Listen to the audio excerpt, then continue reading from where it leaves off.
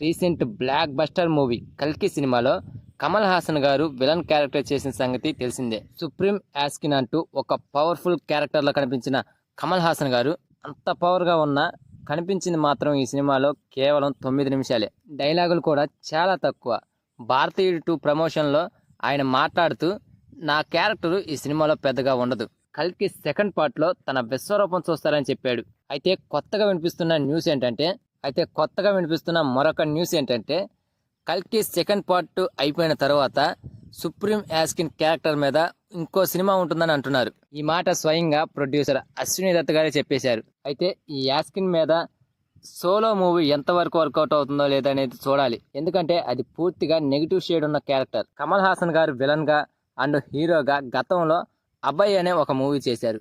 అది దారుణంగా ఫ్లాప్ అయింది. కానీ దేనికదే చెప్పుకోవాలి. కానీ కల్కి స్టామినానే వేరు. ప్రభాస్ అండ్ అమితాబ్ బచ్చన్ లాంటి స్టార్ల పవర్కు కమల్ హాసన్ స్టామినా తోడే ఆడియన్స్కి ఒక కొత్త అనుభూతినిచ్చింది. ఇదే ఎగ్జైట్మెంట్ కేవలం స్క్రీన్ మీద లోకనాయకుడు ఒక్కడే ఉంటే ఆ ఇంట్రెస్ట్ అనేది ఆడియన్స్లో వస్తుందనేది చెప్పలేం. తమిళనాడులో ఏమో కానీ తెలుగులో మాత్రం ప్రభాస్ లేకుండా కమల్ని రిసీవ్ చేసుకోరు. కానీ మనం ఇలా అనుకుంటున్నాం, కానీ డైరెక్టర్ నాగ్ అశ్విన్ ఏం మాయ చేస్తాడో ఎవరికీ తెలియదు. ఆయన చేతిలో ఒక స్కిట్ పడితే రాజమౌళి కంటే బాగా తెరకెక్కిస్తాడు.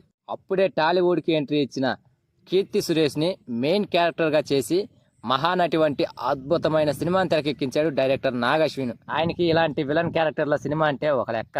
ఆయన అనుకోవాలా కానీ ఏదైనా సాధించగలడు, చెయ్యగలడు. ఖచ్చితంగా ఈ సుప్రీం యాస్కిన్ క్యారెక్టర్ మీద ఒక సినిమా తీయడం ఖాయం.